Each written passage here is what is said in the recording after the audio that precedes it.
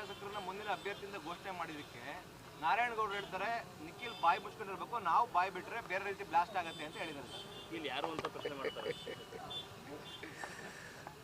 ಹಾದಿ ಬೀದಿಲಿ ಚರ್ಚೆ ಮಾಡುವಂಥ ವಿಚಾರನ ಇದು? ನೋಡಪ್ಪ, ನಾನು ಈ ಪಕ್ಷದ ಸಾಮಾನ್ಯ ಕಾರ್ಯಕರ್ತ. ಇದು ಅನೇಕ ಬಾರಿ ಹೇಳಿದ್ದೀನಿ, ವೇದಿಕೆಗಳಲ್ಲಿ ಹೇಳಿದ್ದೀನಿ, ಸಮಾವೇಶದಲ್ಲಿ ಹೇಳಿದ್ದೀನಿ. ಪಕ್ಷದ ಚೌಕಟ್ಟಿನಲ್ಲಿ ನಾವು ಕರೆದು ಜಿಲ್ಲೆ ನಾಯಕರುಗಳ ಜೊತೆ ಸಭೆಗಳು ಮಾಡಿದಾಗ, ಚರ್ಚೆಗಳು ಬಂದಾಗ ಆಗಲೂ ಕೂಡ ನಾನೊಬ್ಬ ಕಾರ್ಯಕರ್ತ ಅಂತಕ್ಕಂಥದ್ದನ್ನೇ ಈ ಪಕ್ಷದಲ್ಲಿ ಭಾವಿಸಿರ್ತಕ್ಕಂಥವನು. ಇದು ಒಂದು ಮಾತು ಹೇಳ್ತೇನಣ್ಣ, ಇಂಥ ವಿಚಾರಗಳು ಹಾದಿ ಬೀದಿಯಲ್ಲಿ ಚರ್ಚೆ ಮಾಡ್ತಕ್ಕಂಥ ವಿಚಾರ ಅಲ್ಲ, ಅಂಥ ಅನಿವಾರ್ಯತೆಯೂ ಕೂಡ ಸೃಷ್ಟಿಯಾಗಿಲ್ಲ. ಯಾರಾದರೂ ಒಂದು ಸ್ವಲ್ಪ ಕಾಮನ್ ಸೆನ್ಸ್ ಇರ್ತಕ್ಕಂಥ ವ್ಯಕ್ತಿ ಯಾವ ರೀತಿ ಮಾತನಾಡಬೇಕು, ಏನು ಮಾತನಾಡಬೇಕು, ಯಾವ ಸಂದರ್ಭದಲ್ಲಿ ಏನು ಹೇಳಬೇಕು ಅಂತಕ್ಕಂಥದ್ದನ್ನ ಅರ್ತಿ ಮಾತನಾಡಬೇಕಾಗ್ತದೆ. ನೋಡಿ, ಈಗ KR ಪೇಟೆ ಶಾಸಕರು ಮಂಡ್ಯ ಜಿಲ್ಲೆಯಲ್ಲಿ ಸದ್ಯಕ್ಕೆ 23ರ ವಿಧಾನಸಭಾ ಚುನಾವಣೆಯ ಫಲಿತಾಂಶ ಹೊರಗಡೆ ಬಂದ ಮೇಲೆ ಏಕೈಕ ಶಾಸಕರು ಮಂಜಣ್ಣ ಅವರು ಆಯ್ಕೆ ಆಗಿದ್ದಾರೆ. ಕರೆದಿದ್ದರು, ಪಕ್ಷ ಸೇರ್ಪಡೆ ಕಾರ್ಯಕ್ರಮ ಇತ್ತು, ಹೋಗಿದ್ದೆ. ವೇದಿಕೆ ಮೇಲೆ ನಿಂತಾಗ ನಾನೊಂದು ಮಾತು ಹೇಳಿದೆ, ಮಂಜಣ್ಣ ನಿನಗೆ ಅವಕಾಶ ಸಿಕ್ಕದೆ ಕ್ಷೇತ್ರದಲ್ಲಿ ಸನ್ಮಾನ್ಯ ಕುಮಾರಣ್ಣ ಅವ್ರನ್ನ, ದೇವೇಗೌಡರು ಸಾಹೇಬ್ರನ್ನ ಪ್ರೀತಿಸ್ತಕ್ಕಂಥ ಒಂದು ದೊಡ್ಡ ವರ್ಗ ಅದೇ, ದಯಮಾಡಿ ಅವ್ರನ್ನೆಲ್ಲರನ್ನೂ ಒಂದು ವಿಶ್ವಾಸಕ್ಕೆ ತೊಗೊಂಡೋಗು, ನಿನಗೂ ಆ ಸಂಘಟನೆ ಶಕ್ತಿ ಇದೆ, ಮಾಡ್ತಾ ಇದೆಯಾ, ಇನ್ನು ಮತ್ತೆ ಜನಗಳನ್ನ ವಿಶ್ವಾಸಕ್ಕೆ ತೊಗೊಂಡು ಮುಂದೆ ಮತ್ತೆ ಆರಿಸಿ ಬರೋದಕ್ಕೆ ಏನು ಮಾಡಬೇಕು ಮಾಡೋಣ ನೀನು ಅಂತ ನಾನು ಹೇಳಿದೆ. ಇದು ಹಾಲಿ ಶಾಸಕರು ಇರ್ತಕ್ಕಂಥ ಒಂದು ಕ್ಷೇತ್ರ, ತಪ್ಪೇನಿದೆ? ಅಲ್ಲಿ ಬಂದಿರತಕ್ಕಂಥವ್ರು ಯಾರಪ್ಪ? ಪಕ್ಷದ ಅಭಿಮಾನಿಗಳು, ಕಾರ್ಯಕರ್ತರು, ಮುಖಂಡರುಗಳು, ಸೇರ್ಪಡೆ ಕಾರ್ಯಕ್ರಮ. ಜೊತೆಯಲ್ಲಿ ಅಲ್ಲಿದ್ದಂಥ ಹೋಬಳಿಗೋ ಅಥವಾ ಗ್ರಾಮ ಪಂಚಾಯತಿಗೋ ಅಲ್ಲಿ ಸೇರಿರ್ತಕ್ಕಂಥ ಮತದಾರರು ಇದ್ದರು. ತಪ್ಪೇನು ಹೇಳಿದ್ದೀನಿ? ಶಾಸಕರಿದ್ದಾರೆ, ಆಯ್ಕೆ ಮಾಡೋದಕ್ಕೆ ಏನು ಮಾಡಬೇಕು, ಮುಂದೆ ಜನ ಮತ್ತು ನೀವು ದುಡಿರಿ, ಜನಗಳ ಜೊತೆ ಗುರುತಿಸ್ಕೊಳ್ಳಿ ಅಂತ ಹೇಳಿದ್ದೀನಪ್ಪ. ನೀವು ಆಮೇಲೆ ಬಂದು ಮೈಕ್ ಹಿಡಿದ್ರಿ. ನಾನೇನು ಹೇಳಿದೆ? ನೋಡಪ್ಪ, ಈ ಮೈತ್ರಿ ಚರ್ಚೆ ಆಗಿರುವಂಥದ್ದು ಮೇಲ್ಮಟ್ಟದಲ್ಲಿ. ಒಂದು ಕಡೆ ನಮ್ಮ ಮಿತ್ರ ಪಕ್ಷ ಭಾರತೀಯ ಜನತಾ ಪಾರ್ಟಿ ಒಂದು ರಾಷ್ಟ್ರೀಯ ಪಕ್ಷ, ನಮ್ಮದು ಒಂದು ಪ್ರಾದೇಶಿಕ ಪಕ್ಷ. ಪಕ್ಷದ ವರಿಷ್ಠರು ಸನ್ಮಾನ್ಯ ದೇವೇಗೌಡರು, ರಾಜ್ಯಾಧ್ಯಕ್ಷರು ಸನ್ಮಾನ್ಯ ಕುಮಾರಣ್ಣವರು, ಅವ್ರ ಹಂತದಲ್ಲಿ ಇವೆಲ್ಲ ಚರ್ಚೆ ಆಗಿರೋವಂಥದ್ದು. ಹಾಗಾಗಿ ಇದು ಯಾವುದೇ ಏನೇ ಚರ್ಚೆಗಳು ಇತ್ಯರ್ಥ ಆಗಬೇಕು ಅಂತಕ್ಕಂಥ ಆ ಸಂದರ್ಭ ಬಂದಾಗ, ಅಂದರೆ ಇದು ಚುನಾವಣೆ ಸಂದರ್ಭದಲ್ಲಿ ಚರ್ಚೆ ಬರ್ತಕ್ಕಂಥ ವಿಚಾರಗಳು, ಆಗ ದೊಡ್ಡ ಮಟ್ಟದಲ್ಲಿ ಕೂತ್ಕೊಂಡು ದೊಡ್ಡ ದೊಡ್ಡ ನಾಯಕರುಗಳು ಚರ್ಚೆಗಳು ಮಾಡಿ ಒಂದು ಒಳ್ಳೆ ತೀರ್ಮಾನ ತಗೋತಾರೆ. ಎರಡೂ ಪಕ್ಷದ ಕಾರ್ಯಕರ್ತರ ಪರಸ್ಪರ ಗೌರವ, ಅಭಿಮಾನ, ಪ್ರೀತಿ, ವಿಶ್ವಾಸದಿಂದ ನಡೆದಿರ್ತಕ್ಕಂಥ ಲೋಕಸಭಾ ಚುನಾವಣೆಯ ಫಲಿತಾಂಶ ಇವತ್ತೇನು ಚಿತ್ರದುರ್ಗದಿಂದ ಹಿಡಿದು ಅಪ್ ಟು ಚಾಮರಾಜನಗರದವರೆಗೂ ಕೂಡ, ಚಾಮರಾಜನಗರ ಒಂದು ವ್ಯತ್ಯಾಸ ಆಗಿದೆ ಅನ್ನೋದನ್ನು ಹೊರತುಪಡಿಸಿದರೆ ಇನ್ನು ಮಿಕ್ಕಂಥ ಹಳೆ ಮೈಸೂರು ಪ್ರಾಂತ್ಯದಲ್ಲಿ ಅಷ್ಟಕ್ಕಷ್ಟು ಕೂಡ NDA ಅಭ್ಯರ್ಥಿಗಳು ಗೆದ್ದಿರ್ತಕ್ಕಂಥದ್ದು.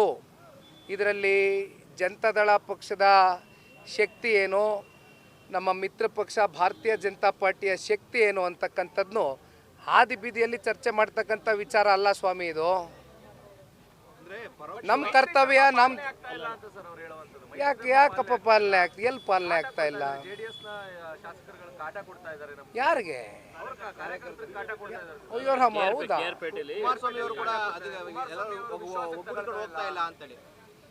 ನೋಡಿಪ್ಪ, ಕುಮಾರಣ್ಣ ಅವರ ಏನೊಂದು ನಡತೆ ಇದೆ, ಅವರು ಯಾವ ರೀತಿ ನಡ್ಕೊಳ್ತಾರೆ ಜನರ ಜೊತೆ, ಜನಸಾಮಾನ್ಯರ ಜೊತೆ, ಬಹುಶಃ ಅವರು ದೀರ್ಘಕಾಲದ ರಾಜಕಾರಣದ ಬದುಕಿನಲ್ಲಿ ಎಲ್ಲರೂ ಕೂಡ ನೋಡಿದ್ದಾರೆ. ಯಾವತ್ತೂ ಕೂಡ ಇವರು ನಮ್ಮ ಪಕ್ಷದವರು, ಇನ್ಯಾರೋ ಬೇರೆ ಪಕ್ಷದವರು ಅಂತಕ್ಕಂಥ ಮನಸ್ಥಿತಿಯಿಂದ ಯಾವತ್ತೂ ಕೂಡ ರಾಜಕಾರಣ ಮಾಡಿರ್ತಕ್ಕಂಥ ವ್ಯಕ್ತಿ ಅಲ್ಲ. ಆ ವ್ಯಕ್ತಿತ್ವ ಏನು ಅಂತಕ್ಕಂಥದ್ದು ಇಡೀ ರಾಜ್ಯದ ಜನತೆ ನೋಡಿದೆ, ಜಿಲ್ಲೆಯ ಜನತೆ ಅರ್ಥ ಮಾಡ್ಕೊಂಡಿದ್ದಾರೆ. ಯಾರೇ ಕುಮಾರಣ್ಣನ ಹತ್ರ ಬಂದರೂ ಕೂಡ ತುಂಬ ಹೃದಯದಿಂದ ಸ್ವಾಗತ ಮಾಡಿ ಅವ್ರ ಕೈಲಾದ ಮಟ್ಟಕ್ಕೆ ಅವ್ರು ಕೇಳ್ತಕ್ಕಂಥ ಕಷ್ಟವನ್ನು ಅರ್ತು ಕೆಲಸ ಮಾಡ್ತಾ ಇರ್ತಕ್ಕಂಥ ಸಂಸದರು ಈ ಜಿಲ್ಲೆಯಲ್ಲಿ, ಇವತ್ತು ಕೇಂದ್ರದ ಸಚಿವರು. ಹಾಗಾಗಿ ಕುಮಾರಣ್ಣನ ಮೇಲೆ ಗೂಬೆ ಕೂರಿಸ್ತಕ್ಕಂಥದ್ದಾಗಲಿ, ಎಲ್ಲ ಬೇಡ ಬಿಡಿ, ಯಾಕೆ ತಲೆ ಕೆಡಿಸ್ಕೊಂತೀರಿ, ಟೈಮ್ ಬರ್ತದೆ. ನಾನು ಯಾರೂ ಅಲ್ಲ ಸ್ವಾಮಿ, ಹೇಳ್ತಾ ಇದ್ದೀನಲ್ಲ, ಐ ಆಮ್ ನೋ ಬಡಿ, ನಾನು ಸಾಮಾನ್ಯ ಕಾರ್ಯಕರ್ತ. ಪರೋಕ್ಷವಾಗಿ ಯಾರು ತಗೋತಾ ಇಲ್ಲಪ್ಪ, ವಿಶ್ವಾಸಕ್ಕೆ ತಗೊಳ್ತಾ ಇಲ್ಲ ಅನ್ನೋದೇನಾರು ಇದ್ದರೆ, ವಿಶ್ವಾಸದ ಕೊರತೆ ಏನಾದರೂ ಎದ್ದು ಕಾಣ್ತಾ ಇದೆ ಅನ್ನೋದಾದರೆ ನೀವು ಹಾದಿ ಬೀದಿಯಲ್ಲಿ ಯಾಕ್ರಿ ಚರ್ಚೆ ಮಾಡ್ತೀರಿ? ಚರ್ಚೆ ಮಾಡ್ತೀರಿ? ಗಟ್ಟಿಯಾಗಿ ಉಳ್ಕೋಬೇಕು ಈ ಅಲಯನ್ಸು, ಶಾಶ್ವತವಾಗಿ ಉಳ್ಕೋಬೇಕು. ಎರಡು ಪಕ್ಷದ ಕಾರ್ಯಕರ್ತರುಗಳ ಸಮ್ಮಿಲನ ಮತ್ತಷ್ಟು ಗಟ್ಟಿಯಾಗಬೇಕು ಅಂತಕ್ಕಂಥದ್ದು ನಿಮ್ಮಲ್ಲಿ ಏನಾರು ಇದ್ದರೆ ಬನ್ನಿ, ಕೂತ್ಕೊಳ್ಳಿ. ಕುಮಾರಣ್ಣನ ಮನೆ ಬಾಗಿಲು ಯಾವಾಗಲೂ ಕೂಡ ನಿಮಗೆ ತೆರೆದಿರ್ತದೆ, ಕೂತ್ ಚರ್ಚೆ ಮಾಡುವ. ನಿಮ್ಮಲ್ಲೇನಾದರೂ ಸಮಸ್ಯೆಗಳು ಎದ್ದು ಕಾಣ್ತಾ ಇದೆ ಅಥವಾ ನಮ್ಮಲ್ಲೇನೋ ಲೋಪದೋಷಗಳಿದೆ ಅಂದರೆ ಸರಿಪಡಿಸ್ಕೊಳ್ಳುವ. ಇಲ್ಲ ಅಂತ ಹೇಳಿದವ್ರು ಯಾರು ಆಗ್ಬೋದಾ? ಪರೋಕ್ಷವಾಗಿ ನಿಮ್ಮ ಚುನಾವಣೆಯ ಹಿನ್ನಡೆಗಳನ್ನ ಇಟ್ಕೊಂಡು ಅವರೇನು ಜಿಲ್ಲಾ ಪಂಚಾಯತಿಯಲ್ಲಿ ಗೆದ್ದಿದಾರ, ತಾಲೂಕ್ ಪಂಚಾಯತಿಯಲ್ಲಿ ಗೆದ್ದಿಲ್ಲ ಅನ್ನೋ ವಿಚಾರವಾಗಿ ಮಾತಾಡಿದ್ದಾರೆ. ನೋಡ್ರಿ, ಗೆಲುವು ಸೋಲು ಅಂತಕ್ಕಂಥದ್ದು ಆಯಾ ರಾಜಕಾರಣದ ಸನ್ನಿವೇಶಗಳು, ಆಯಾ ಸಂದರ್ಭದ ಚುನಾವಣೆಗಳು ಯಾವ ರೀತಿ ನಡೀತದೆ ಅದ್ರ ಮೇಲೆ ಎಲ್ಲವೂ ಕೂಡ ಇತ್ಯರ್ಥ ಆಗ್ತದೆ. ಆಮೇಲೆ ಒಬ್ಬ ನಿಖಿಲ್ ಕುಮಾರಸ್ವಾಮಿನ ಸೋಲ್ಸೋಕ್ಕೆ 19ರಲ್ಲಿ ಯಾರ್ಯಾರು ಸಂಚು ರೂಪಿಸಿದ್ರು, ಇಡೀ ಸಚಿವ ಸಂಪುಟ ಉಪಚುನಾವಣೆಯಲ್ಲಿ ಬಂದು ಪಂಚಾಯತಿ ಮಟ್ಟದಲ್ಲಿ ಕ್ಯಾಂಪ್ ಮಾಡಿ ನಿಖಿಲ್ ಕುಮಾರಸ್ವಾಮಿನ ಸೋಲ್ಸೋಕ್ಕೆ ಏನೇನು ಮಾಡಿದರು, ಕೊನೆಗೆ ಇನ್ನೇನೋ ಸೋತೆ ಬಿಡ್ತೀವಿ ಅಂತ ಆತಂಕಕ್ಕೆ 4 ತಿಂಗಳು 5 ತಿಂಗಳದು ಒಂದು ಕಡೆ ಲೋಕಸಭೆಯಲ್ಲೂ ದುಡ್ಡು ಹಾಕಿದರು, ಒಂದು ಕಡೆ ಉಪಚುನಾವಣೆಯಲ್ಲೂ, ನಮ್ಮದು ಉಪಚುನಾವಣೆಯಲ್ಲೂ ಪಾಪ ಹೆಣ್ಮಕ್ಳ ಖಾತೆಗಳಿಗೆ 8,000 ರೂಪಾಯಿ ಜಮಾ ಮಾಡಿದ್ರಲ್ಲ. ತಲೆ ಕೆಡಿಸ್ಕೊಂಬೇಡ್ರಿ.